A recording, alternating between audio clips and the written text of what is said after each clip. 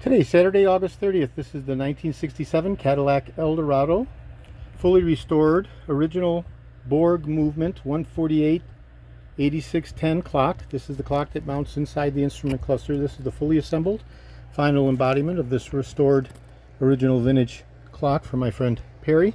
Video number 2 out of a 2-video set, whereas this unit is now fully assembled and ready to be shipped out to my friend Perry. Whereas in the previous video, the unit was exposed and we could see the internal movement. Here in the original movement, we can see the incremental movement of the second hand.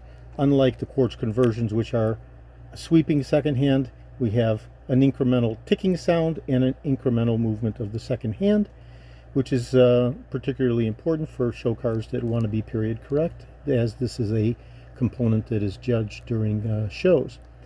So this is George in Florida. I have over 375,000 original vintage parts from 1959 through 1976, all the way through 78 for the Cadillacs. I'm best known for my restoration of the Cadillac steering wheels, the tilt and telescopic steering columns, the power seat mechanisms, the instrument clusters, and other critical hard-to-source original vintage Cadillac items.